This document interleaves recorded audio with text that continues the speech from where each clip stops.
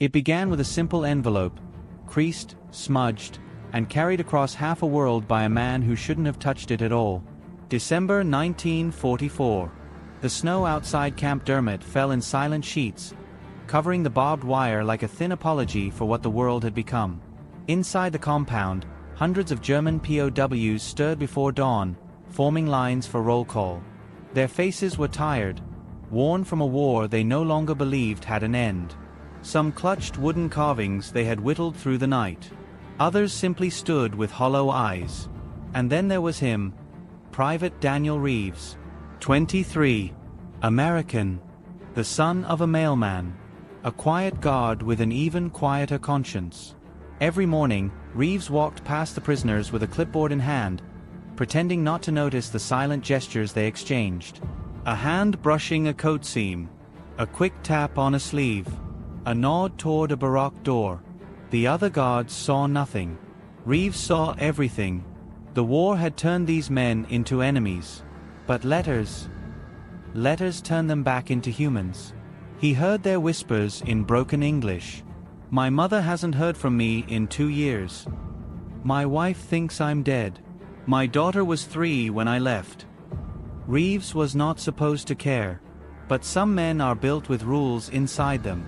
And some are built with empathy that refuses to die. The turning point came one evening as he swept snow off a patrol route. A German prisoner, trembling and desperate, slipped a folded sheet beneath his glove. Not a bribe, not a plea for escape, just a letter, addressed to Hamburg, to a woman named Liesel. Reeves stared at it for a long moment. The wind pressed cold needles into his face. He knew the regulations. No guard was to carry prisoner correspondence unless approved, censored, stamped, reviewed, and sealed by U.S. intelligence. Anything else was contraband, punishable. But the prisoner's eyes, they held the kind of fear a rifle couldn't create. Reeves didn't speak. He simply closed his fist around the paper. That single decision, quiet, illegal, invisible, would soon grow into one of the strangest moral rebellions of the war. An American guard risking his career, his freedom, and even his life, to secretly deliver mail for the enemy. The United States hadn't expected to house so many German prisoners. By late 1944, the number had climbed into the hundreds of thousands, scattered across dozens of remote camps from Texas to Wisconsin. Camp Dermott, tucked deep inside the flat farmland of Mississippi, seemed like the least likely place for a quiet rebellion to take root. The Army chose locations like this on purpose. Far from cities, far from borders, far from temptation. The camp itself was a world divided by fences rather than oceans. On one side, wooden guard towers, American barracks, a mess hall that smelled of weak coffee, and a gravel path Reeves walked every morning. On the other, rows of long wooden huts packed with German POWs, soldiers, medics, engineers, clerks, men who had once worn the same Iron Cross with very different loyalties. The guards were instructed to follow a simple philosophy: firm, but fair. That was the official wording. Unofficially, it meant, do not trust them. Do not befriend them. Do not humanize them. But Reeves had never been good at drawing lines between people. He grew up in Iowa, where his father delivered mail 6 days a week, rain or shine, war or peace. Reeves remembered the way his father treated every letter like something sacred, lifting envelopes gently, placing them with quiet respect, as if he were carrying small pieces of someone's heart. Mail, his father once said, is proof that somebody, somewhere, cares. Reeves held on to that line, even after he traded civilian life for military boots. Life in Camp Dermott followed predictable rhythms. Morning roll call, work details, inspections, evening lockdown. The Germans spent their days building fences, tending fields, cutting lumber, repairing roads, labor permitted under the Geneva Convention. Some even played instruments in makeshift bands, a few carved toys for local children. To the townsfolk, they were the Krauts. To each other, they were brothers in a shared misfortune. To Reeves, they were simply men stuck between orders and survival. The official mail system for POWs was painfully slow. Every line of every letter was censored. Addresses were checked. Stamps were reviewed. Anything remotely suspicious was confiscated. Many letters never left the camp at all. And for the prisoners, silence from home was its own kind of punishment. Reeves started noticing small things, things he pretended to ignore. A guard casually stepping on an envelope by accident. A stack of letters tossed aside because the censor was tired. A prisoner staring at a blank page for hours, unsure how to tell his family he was alive. Every shift chipped away at Reeves. His role was to guard men, not crush the last threads tying them to home. One winter morning, while checking the perimeter fence, Reeves overheard two Germans speaking softly. One young, one older. The older man murmured something about his mother's birthday. He had written 3 letters for her since his capture. None had ever reached Germany. Reeves didn't speak German, but he understood the tone of someone grieving a living person. That same evening, a sergeant lectured the guards during briefing. Do not carry letters. Do not deliver favors. You are soldiers of the United States Army, not postmen for the enemy. Reeves kept his eyes down, but something inside him tightened. The first letter, the one addressed to Liesel, was supposed to be the beginning and the end of it. He almost threw it away twice. He almost returned it. He almost burned it. But something about that one envelope pulled him into a moral crossroads he had not asked for. He waited until his weekend pass, walked miles through snow to the nearest small town, found a post office with peeling paint and an American flag that drooped in the cold wind. He stood in line pretending the letter in his pocket was his own. When he finally reached the counter, he placed the envelope down with steady hands. The clerk glanced at the return address. German prisoner, she asked. Reeves nodded. Not many of these get sent out proper. Why not? Reeves asked quietly. The clerk shrugged. People don't like sending kindness to the enemy. Reeves swallowed. War will end one day. Mail should still get where it needs to go. He said it so softly the clerk barely heard him. One stamp. One drop into the mailbag. One small rebellion. He walked back to camp with a feeling he hadn't expected. Not fear, but relief. A weight lifted, if only slightly. He tried to convince himself that was the end of it.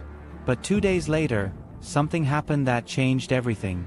A German prisoner approached him during firewood detail. The man bowed his head respectfully and placed a tiny wooden carving into Reeves's palm. It was a bird, wings extended, carved from a scrap of pine.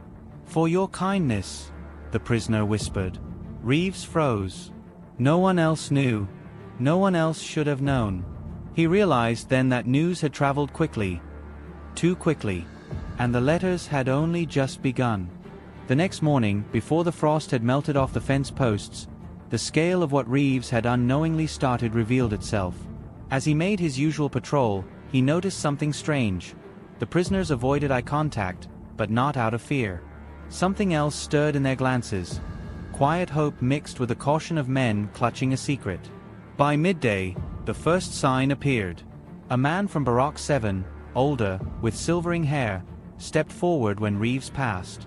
Without a word, he dropped a folded handkerchief onto the ground. Reeves almost kept walking, but something in the man's posture compelled him to pause. He waited until the work detail moved on before he stooped and picked up the cloth. Inside it were 3 letters, 3 names, 3 German addresses, 3 lives depending on a single American private with no authority and too much conscience. His heartbeat kicked hard. This was different. The first letter felt like a moment of compassion. This felt like a system forming in the shadows. His breath fogged in the air as he folded the handkerchief and tucked it into his coat. He didn't know why he said yes. Maybe because saying no felt heavier than the risk of saying yes.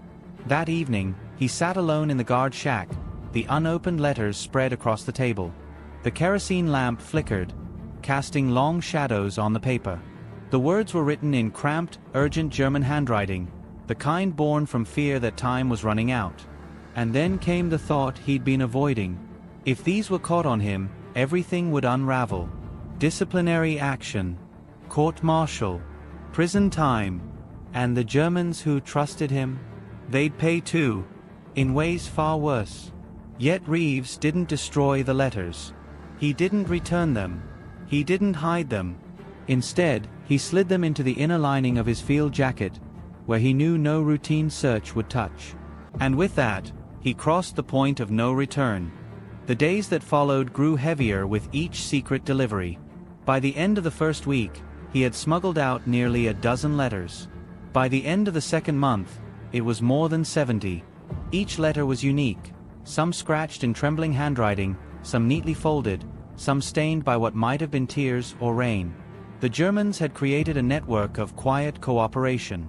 A nod from one man meant a message was ready. A tap on a wrist meant the guard tower wasn't watching. A button missing from a sleeve meant a letter was hidden behind the Barak stove. Reeves had become their silent postman. But the more letters he carried, the more the camp began to notice subtle shifts. The prisoners' morale lifted. They talked more, worked faster. Men who once stared blankly at the ground began humming old songs from home. It didn't take long before the officers grew suspicious. One afternoon, Sergeant Harlan, a man with the blunt demeanor of someone who trusted rules more than people, approached Reeves during inspection. "You've been spending a lot of time near the German work crews," Harlan said, narrowing his eyes. "Following procedure," Reeves replied. "You're soft on them," the sergeant muttered. "Softness spreads. Be careful." Reeves forced himself not to react. Words like that weren't warnings, they were threats disguised as advice. That night, the air in the barracks felt suffocating. As he lay awake, he couldn't shake the sensation that someone had been watching him more closely. The letters hidden beneath loose floorboards felt like they were burning through the wooden planks. He considered stopping, truly stopping, letting the Germans find another desperate way to reach home, letting the burden pass to someone braver, someone foolish, someone reckless. But then came the moment that erased all hesitation. It happened during a winter storm. Snow hammered the camp, winds whipping the fences like ghosts rattling their chains. The prisoners were kept inside. Guards rotated on shorter shifts. Reeves volunteered to cover an extra hour, anything to avoid sharing the barack with Harlan's suspicious gaze. As he patrolled past Barack 3, a young prisoner pressed his face to the window, fogging the glass with every breath. He held up a small square of paper, no more than 2 inches wide. The boy looked barely 18. Reeves shook his head slowly, signaling no. Not now. Too risky. But the boy lifted the note again. His eyes were wet. His lips moved silently, forming a name Reeves couldn't hear but somehow understood. Mutti. Mother. A gust of wind howled across the camp. The boy placed the paper between 2 boards in the window frame. Then he stepped back into the shadows. Reeves waited until the guard tower light swung its arc away, then approached the window. He slipped the tiny note free and tucked it deep inside his glove. As he walked away, something twisted inside him. Not guilt. Not fear. Something else. An unspoken understanding that he had become responsible for far more than letters. He had become responsible for hope. The network grew. The risks grew faster. One morning, an officer named Lieutenant Vickers gathered the guard unit. "We have reason to believe contraband is circulating inside the camp," he announced. "Letters. Notes. Messages. You will tighten inspections. Increase searches. No exceptions." Reeves kept his face unmoved, but his pulse thundered. A single search of his coat lining and it was over. Over the next week, Vickers intensified everything. Barracks were raided. Beds overturned. Floorboards pried up. Prisoners lined outside in freezing dawn air as guards sifted through belongings.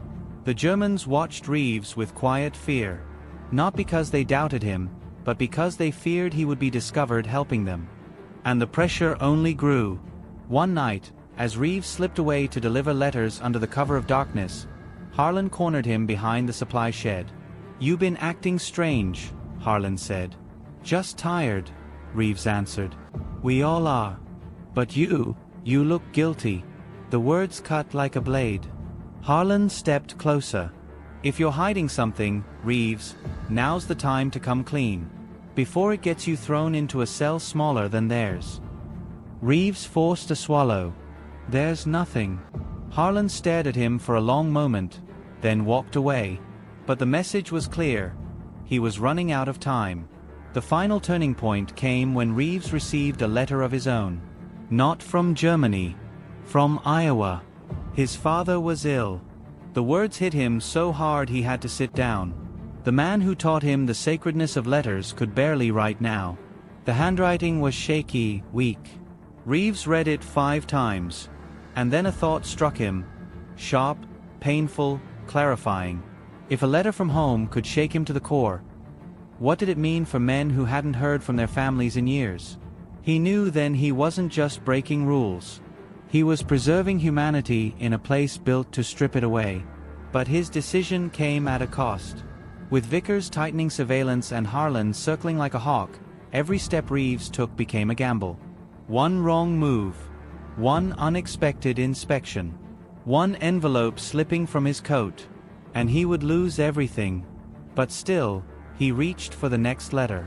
Still, he carried it. Still, he walked to the edge of the camp, the weight of hope pressing against his chest. Because some wars aren't fought with guns. Some are fought with choices. The moment everything shattered began with a single mistake. Small, almost invisible, the kind of error that usually disappears into memory without consequence. But not this time. Not for Reeves. It was early spring. The frost had given way to mud, and the camp buzzed with a strange mixture of anticipation and dread. Rumors whispered through the barracks that Germany was collapsing, that surrender was inevitable. The prisoners felt the tremors of a world about to change. Some feared what awaited them. Some longed for it. Reeves walked the perimeter on a morning that smelled of wet earth and wood smoke. Inside his coat, he carried the largest bundle yet.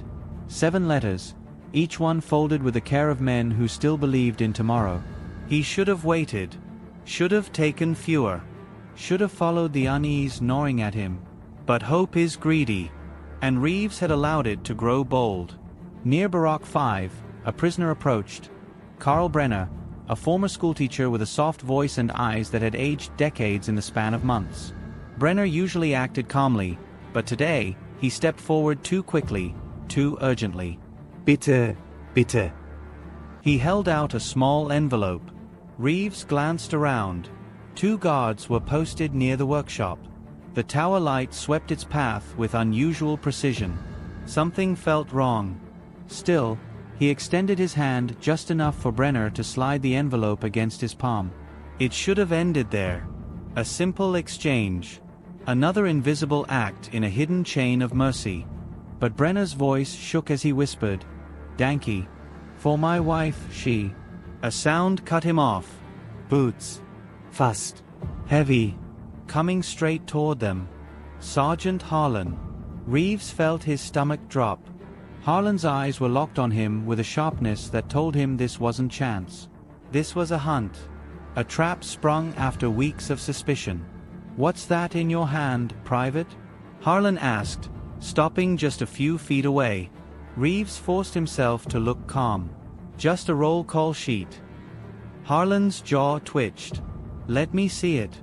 Reeves lifted the clipboard in his left hand as casually as possible. But the real danger was in his right. His fingers curled tightly around the envelope Brenner had given him. Harlan's gaze flicked downward. "What's in your other hand?" "A glove," Reeves said. Harlan stepped closer. One slow movement at a time. "Then open it." For one breathless second, the entire world stilled. The prisoners froze, sensing danger ripple through the air. Even the tower guards paused their routine sweeps. Reeves felt the envelope press hard against his skin like a heartbeat. He knew what came next. A search. An accusation. The unraveling of months of secret work. And then something unexpected happened. Brenner, thin, exhausted, a man unarmed and unimportant in the machinery of war, stepped forward. "It is my fault," he said in steady, broken English. "I ask him for extra bread. I bother him. I will stop. Harlan's eyes narrowed. Since when do you speak English like that? But Brenner didn't flinch. Since it keeps him out of trouble. Reeves felt heat rise in his chest. Anger, gratitude, fear, all twisted into one. Brenner was sacrificing himself to protect him. Harlan pointed at the old man. Search him. Another guard joined in, grabbing Brenner roughly. They patted him down, checked his pockets, shook out his sleeves. Nothing. Of course nothing, because Brenner had slipped the letter into Reeves's hand only seconds earlier. Harlan turned back to Reeves. Your coat. Off. The world narrowed to a single thread. Reeves slowly unbuttoned the coat, each click echoing in his mind like a countdown. If they found even one letter, it was over. He pulled it off, handed it over. Harlan searched the pockets. Nothing. Then he ran his hands along the lining. Reeves could feel his pulse in his throat. Harlan's fingers reached the inside seam, the place where Reeves had been hiding letters for months. They pressed once, twice, a third time. Reeves braced himself for the end. But the lining held. The letters were gone. Every last one. Reeves blinked in confusion. He hadn't removed them. He hadn't burned them. He hadn't hidden them anywhere else. Then he saw it, a movement near Barack 3. A prisoner, watching from a distance. His hand slipped from his sleeve. They had known. They had understood the danger. They had acted before he even arrived. They had saved him. Harlan tossed the coat back. You're jumpy, Reeves. I don't like jumpy. Reeves took the coat with steady hands he did not truly feel. Harlan walked away, leaving behind a silence so heavy it nearly buckled Reeves's knees. The prisoners kept their distance, pretending nothing had happened. But their eyes told the truth.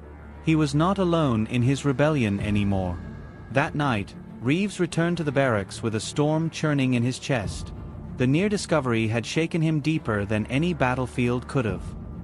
He sat on his bunk, elbows on his knees, hands trembling, not from fear, but from the weight of everything unspoken between him and the men on the other side of the fence. He could stop now. Withdraw. Protect himself. But stopping now would feel like betrayal. Of them, of his father, of the version of himself he still wanted to believe in. Before dawn, he made his decision. He would deliver every last letter. Not cautiously, not timidly, but with intention. The rebellion would end only when there was no one left who needed hope carried across an ocean. The war ended quietly at Camp Dermott. No cheering, no celebration. Just a slow thaw, of snow, of fear, of the walls inside men who had lived too long in uncertainty. Germany surrendered in May 1945. The news reached the camp at midday, carried on the same loudspeakers that once barked orders. Some prisoners wept. Some stared at the ground. Some simply walked in circles, unsure whether freedom still meant what it once did. Victory for the Allies did not erase the losses on either side. And for Reeves, the end brought a truth he had been avoiding. Once the Germans were released, his role, his secret mission, would disappear with them. On a warm afternoon, the gates opened for the first group of men returning home. They walked out in small clusters, carrying only what they had brought with them months or years earlier. A few turned to look back at the camp one last time. Reeves stood near the exit, hands in his pockets, pretending to supervise. But each time a man passed, a quiet moment flickered between them, something that felt like a shared memory of choices made in silence. One man approached him alone. Karl Brenner, the schoolteacher. He stopped, straightened his worn jacket, and offered a small envelope. Not for mail. For Reeves. I cannot repay what you did, Brenner said. But I can tell you this. My wife knows I am alive because of you. My mother knows I will return. My daughter, she is waiting. Reeves swallowed the tightness in his throat. You don't owe me anything. Brenner shook his head. We owe you more than you understand. Then, in a gesture that surprised them both, Brenner reached out and clasped Reeves's hand. Not as a prisoner thanking a guard, but as one human thanking another. As the men disappeared beyond the dirt road leading away from the camp, Reeves felt something lift inside him. Not pride, not relief, but a quiet understanding that sometimes the smallest acts change the course of lives far beyond what rules or orders ever acknowledge. Months later, back home in Iowa, Reeves sorted through letters for the local post office.